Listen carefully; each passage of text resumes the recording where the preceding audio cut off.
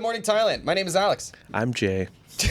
We have some news updates for you from around the land of smiles this Wednesday, October 22nd. Before we begin, please remember to subscribe to the Thaiger to stay up to date on all things Thailand. Now, today, we'll be talking about a Thai doctor's sexual health warning regarding lewd online content consumption. Jay. The massive infrastructure project connecting Thailand's major airports hitting an impasse, and a little later we'll introduce you to some fun and funky museums to check out. But first, Jay, a quick word about our sponsor. This show is brought to you by Fazwaz. If you've ever had a real estate inquiry, check out fazwaz.com. Indeed, and not our only thing, we're still plugging Monster Jam at Chatuchak, JJ Mall. Pop up the graphic, ton.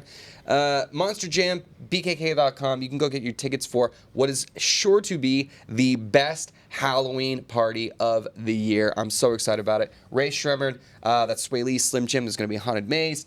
Carnival games, great food, great prizes. There's the drinks, costumes, prizes, dress Prizes sexy. for each category as well. They're up to 30,000 baht. Indeed, yeah, like sexiest, Yes. best, Yes. and scariest. Which one are you going for, Jay? Definitely the sexiest. Sexiest, of course, is that's what I me. was thinking. Yeah. Whatever you do, go get your tickets to make sure that you have a chance at it. And I'll see you there next Thursday, October 30th. Cool.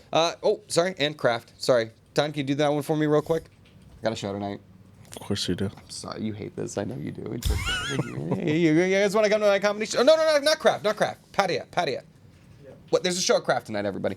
I'm out of it today, everybody. Sorry. Patia Night Live, guys. We're coming down this Saturday with Graham Elwood, Harvey Walden. That is in your breadbasket, the comments below. You can find the link for the tickets there. Netflix, Apple TV. We got pros coming, man. I'm very excited about it. Asian. Harvey is Asian. There are Asian Harveys. Who knew? I guess. But yeah, please book your tickets, and I will see you there on Saturday. Feel cool. Yeah. All right. Well, we're going to start with our first story. And we're starting with a bang. Pun intended. Excessive pornography consumption may impair sexual health, warns a Thai specialist. Okay. A Thai forensic medicine expert cautions that heavy consumption of online pornography can lead to erectile dysfunction, premature ejaculation, and lower interest in real-life intimacy among younger men. He references a 2021 global study of about 3,500 men aged 18 to 35, which found frequent pornography use was associated with a roughly 70% higher risk of erectile dysfunction. The expert explains that excessive viewing overstimulates the brain and blunts the response to real-world sexual interaction. He also warns of psychological effects such as increased stress and anxiety linked to heavy pornography habits. His advice for recovery, a porn detox of about 90 days to allow the brain to reset and regain sensitivity, along with other parts. I'm not judging. Yeah. No kink shaming or anything like that. I feel like this would be fairly... I feel like this is fairly known, isn't it? I think these days there are more studies out and there are more experts coming out and talking about the dangers of addictive pornography. But, not being spoken so much around Thailand. Yeah. Definitely. Most porn sites are also illegal and banned in Thailand, so it's actually very difficult to even access it. Yes, you can just get a VPN. You don't even need it for the websites, actually. There's a few. A few. How would I know that? Just like Thai law, there's a gray area where they just can just still do it. Look, consenting adults, Allegedly. blah, blah, blah. But understand this, like, there's so many behaviors that people engage in, whether it's like smoking or drinking or whatever. The victim is yourself. And over consumption of pornography, that's you. 90 days, Alex. 90 days. 90 days? Yeah. That's a 90-day challenge. Yeah. What do you think? Well, I've heard of No Nut November, where they do it in November. Yeah. You challenge yourself for 30 days to not watch porn or even masturbate for 30 days. Doing that and Sober October and Movember. Yeah, Sober October is a bit late for that. We're a bit late for that. Yeah, maybe. But we can do Movember. Yeah, Movember. So we don't shave, and I pretty also much don't shave anyways. we also don't. Anyways, it's for men's health. Indeed, for men's health. Take care of your health, guys. And this is an often overlooked aspect of it that it's readily available. It's always there. That's true. And it has an impact on you. Yeah. All right. We're going to move on to our next story. Thailand's 3-airport high-speed rail project hits major contract impasse. Thailand's planned US $6.8 billion high-speed rail link connecting Dongmueang to Suvarnabhumi and Utapao airports is now facing near collapse after 6 years with virtually no progress. The private partner failed to meet key conditions including financing and payment of 10.67 billion baht concession fee, leaving the public-private partnership contract stalled.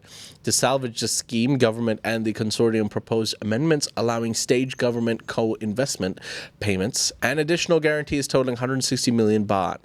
But the new administration balked at the revised contract due to legal concerns. The transport minister rejected the build and pay structure, the SRT governor resigned, and the amendment framework was scrapped, throwing the project and the broader Eastern Economic Corridor development into uncertainty.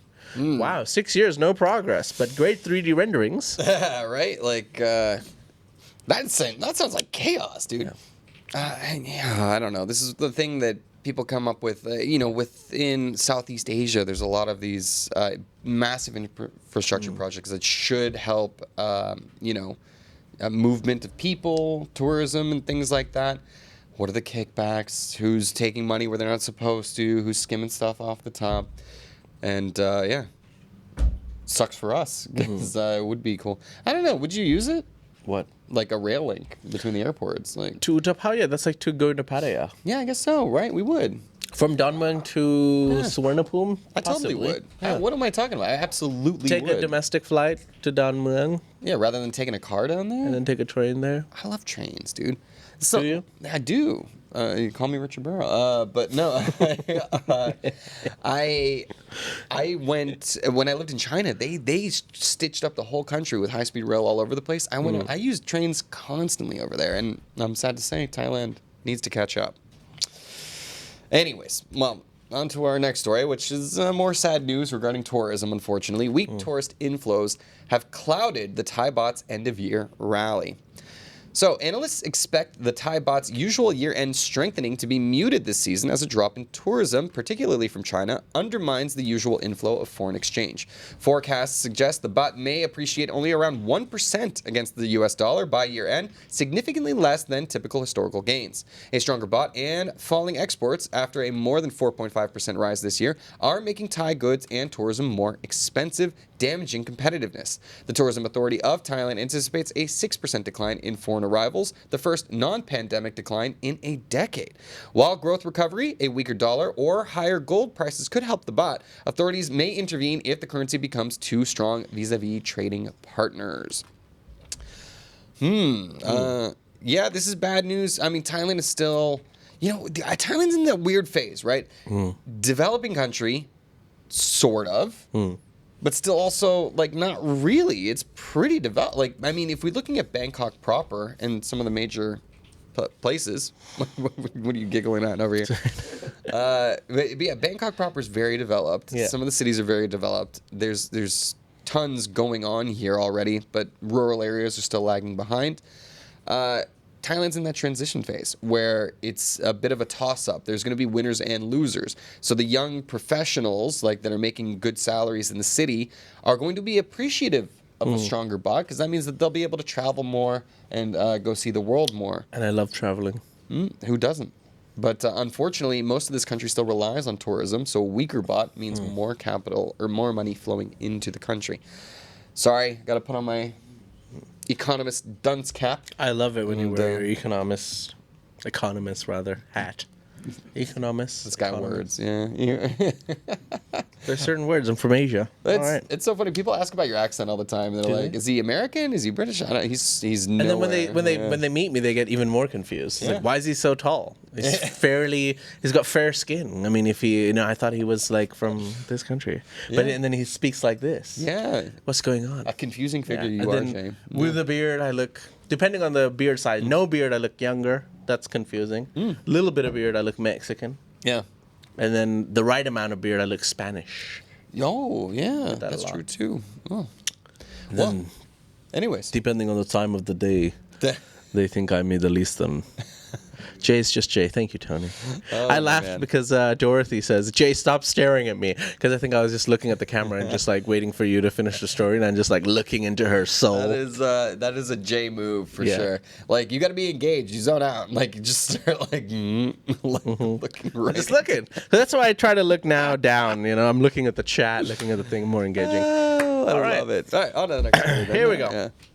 Our next story talks about debt collectors. Alex, have you ever had a pet? I have. Have you ever owed someone money? I have not. Okay, that's good. Yeah. Well, debt collectors in northeast Thailand steal a rabbit amid loan dispute. Careful of your Hostages. pets in the northeastern areas. Terrible. In northeastern Thailand, a bizarre incident occurred where loan sharks, in a dispute over repayment, seized a borrower's pet rabbit as collateral or leverage. The incident reflects how informal and predatory lending practices in the region sometimes resort to unusual enforcement methods beyond legal debt collection norms. Local authorities have taken note of such aggressive behavior by unlicensed leaders, which may violate civil and criminal laws. The borrower and the lender parties are now under investigation as the police look into the legality of the seizure of potential abuse. The story underscores the vulnerability of indebted individuals in rural areas. Yeah. Look. Not all right, my pet rabbit. taking a rabbit hostage is nothing sacred. Yeah. Not only that, though, this kind of it shines a light on the fact that Thailand is swimming in debt, dude. People are drowning in it. Like, the household debt is very, very high compared to GDP here. Sorry to get back into the economics. But, yeah, as that continues to be a problem, we're going to see more stories like this. Don't go to loan sharks, dude. Yeah. Like, you know, lucky it was just a rabbit. Could be a family member or something like that. Or broken legs or whatever. I mean, and it's wrong, but from the loan shark's perspective, what else are you going to do? What, are you on the side of the Sopranos over No, here? I'm not. I'm just saying. I'm just like, if I wanted Mookie to do something, I'd take her dog. It's called She would do predatory lending. anything for her dog. She would kill Hot right now in a second. And more advice on criminality from Jay. I'm just saying. Wouldn't be an episode without it. I'm just saying. Just because it's wrong doesn't mean it's not effective. Oh God, we need to make a graphic for this now. It's becoming too frequent. And boom, like pop that up. There's just food for thought. I'm just saying what we're all thinking. It's still wrong. Don't do it. My God, I'm dying. Anyways, hopefully that rabbit is returned and all parties can resolve the issue soon. All right. Our next story, we got an ASEAN story. Sorry, Jason, I'm not putting them at the end. I'm sprinkling them in because I like to end with fun stuff. And unfortunately, a lot of the news from ASEAN isn't always that fun. He's not listening to us. Okay, that's fine. It's for you guys then. Look, our ASEAN story today, we're off to the Philippines. So the Philippines jails politicians in a major flood control corruption case. Causing some controversy over there. In the Philippines, a criminal trial concluded with the imprisonment of several former government officials over the misappropriation of funds meant for flood control infrastructure. Of course, they were just ravaged by a tropical storm, so this is definitely in the zeitgeist over there. The case involved a massive corruption scheme where public money allocated for flood prevention works was diverted or paid to firms that did not perform the contracted work. A special anti-corruption court found the top officials guilty of plunder and graft, resulting in multi-year prison terms and forfeiture of illicit gains. The decision is seen as a landmark in the government's effort to improve accountability and deter corruption in disaster management spending. All right. Yeah, like, this is the problem, right? Like, government contracts, very lucrative. People, like, if they're in positions of power, you give them to your friends. Yes. They give you kickbacks. And then all of a sudden, where did the money go to do all the work? So Here we go. consequences for the actions, I think, is a good thing and a sign of, a signal to other people in those potential positions of power that you're not always going to get away with it. So high-profile case over there, and fortunately, some justice done. Politicians going to jail. Wouldn't that be nice? Yeah. Every once in a while, if that could happen. Well, a famous politician currently in Thailand got a government contract. Mm-hmm. Do you know who that is? Which one? Our current prime minister. Oh, yeah? He has a construction Anutin? company. Yeah. Oh. Shocking. Surprise, surprise. How many months? He only got a few more months left, right? Like, Allegedly. He's getting, we'll see how long it lasts. See how it goes. It'll probably last longer, I think. But anyways, moving on to our next story, because Thailand's a democracy. King. Hackers hijack Phuket ride-hailing app's plunge taxi system into scam chaos. Uh-oh. In Phuket, the ride-hailing ecosystem was thrown into disarray after cyber criminals hijacked popular app accounts and redirected legitimate booking traffic to scammers posing as drivers. Tourists and local users reported being matched with fake drivers who used manipulated apps and overcharged fares, in some cases abandoning riders or failing to pick them up altogether. The hack targeted the back-end systems of multiple ride-hailing platforms, allowing attackers to intercept ride requests and reroute them for profit. Local authorities and the app operators are now investigating the breach, warning users to check driver and vehicle details and refrain from paying outside app scheduled routes. The incident highlights the growing vulnerability of digital transport services to cyber fraud. Oh. When is your Grab taxi driver not your Grab taxi driver? Yeah. When the car doesn't match the description, where there's the wrong number plate, and instead of driving with Somkiet, you're driving with Yugoslav. That's when you feel like something's wrong here. Yeah. I didn't know what to make of that jumble of words, I got to tell you. But, yeah. It is an issue down in Phuket because, like, people... I mean, I guess for frequent travelers to Phuket like us, this is exactly who would be affected. We would be affected by this. Like, tourists usually go down there, they get the taxis, they get the van services or whatever, so you're there physically, you know who you're dealing with. But, yeah, weird that they'd be susceptible to this kind of a thing. And that the scam, like, I don't know, scams, they're coming from everywhere, man. They're coming from everywhere. You just can't, like... I can't imagine that trying to walk down the street, get out of my pockets. Get in. So terrible, dude. Like, puts on his bad Euro trash music. It's the best in Europe, bro. Why? Like, just make an honest living, people. Like, what is wrong with you? Like, Anyways, go get a job. Like, I don't know about you, Alex, but before that, I need a quick break. You do? Yeah. So do I. So we'll be back right after this. Let's do it.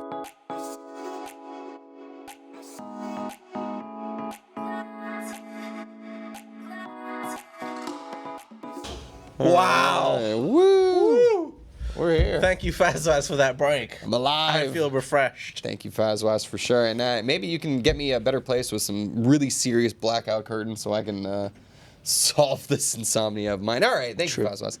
Look, I love ending the show with fun stories. Okay. I have a couple for us here. Give it to me, baby. First one I'm going to talk about is some things to do. Okay. It's holiday season. You want to get out there. You want to go do things. Yeah. It's Bangkok. We're in Thailand, baby. Life's good. You should discover some of Thailand's odder museums. We're going to go fun and funky. Here are 7 quirky spots worth visiting. Thailand's museum scene is highlighted by 7 offbeat and quirky venues, from insect life collections and private car museums to oddities like wax figures and regional folklore displays that promise memorable experiences beyond the mainstream. These unusual museums offer insights into niche topics such as Thai sex education history, antique toothbrushes, and the world's largest coconut shell collection. Who knew? Providing fun and sometimes bizarre photo ops for travelers. Many are located outside major tourist centers, inviting visitors to explore lesser-known neighborhoods and unconventional cultural corners. And you can find all of the details for all of these museums at thetiger.com right now. Go check them out, man. Look at that giant frog, dude. Yeah, I know. It's pretty fun. Insect museum. I saw a graphic that said poo paper. What's that all about? Wow, don't you just want to find out now? Yeah. Like, I don't know. Look, sometimes these places can be entertaining. Like in Phuket, near Lakpam, it's basically on the way to my high school.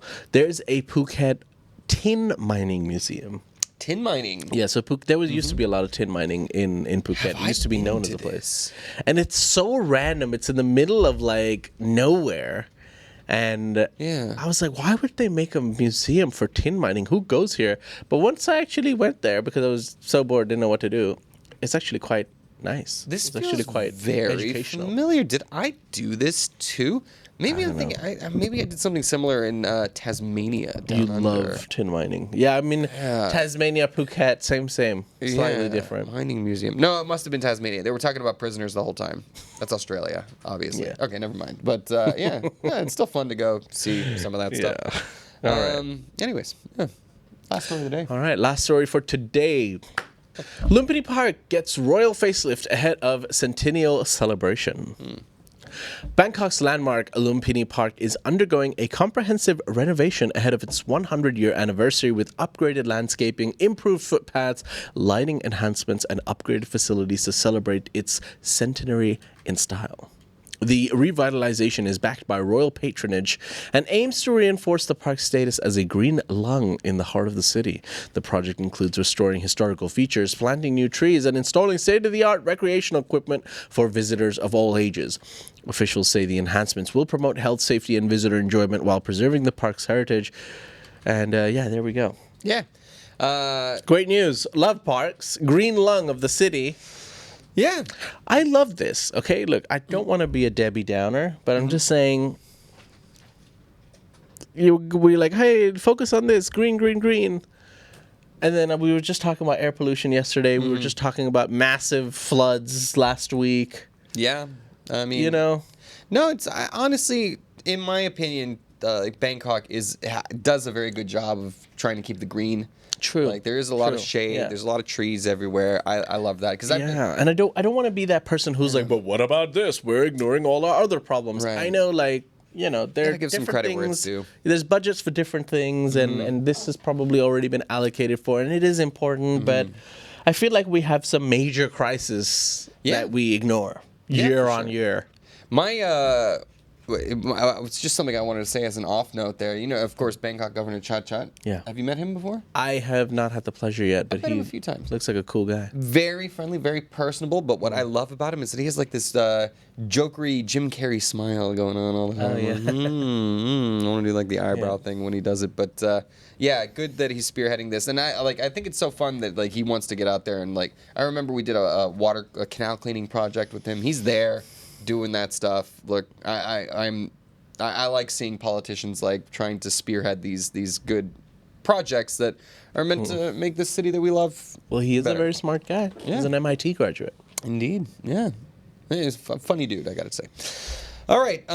Well, that's it. Those are some of the stories from across Thailand. You can find more stories on thetiger.com or get involved in the conversation at ASEANnow.com. That's Thailand's largest English news forum. Yeah, don't forget we got social media, TikTok, Facebook, Instagram, wherever. You can hit subscribe love it. here as well. You can also become a member. Hey, don't forget that. You can click that join button next to the subscribe button and support us directly. People like Damian Jesser and Danny Fan and Mojo, of course. There's a whole lot of members here that help support the channel. Thank you very much for supporting doing us, it. guys. We appreciate it. And don't forget all the links. Fazwaz, Monster Jam, and Patty and I Live. You can find them in the comments below. Now, we will say farewell to our YouTube audience and say hello to our live audience. Let's do it. If you like that story, please like and subscribe. And for more Thailand news, follow us on Instagram, YouTube, or TikTok at The Thaiger, or you can go to thetiger.com and join the conversation.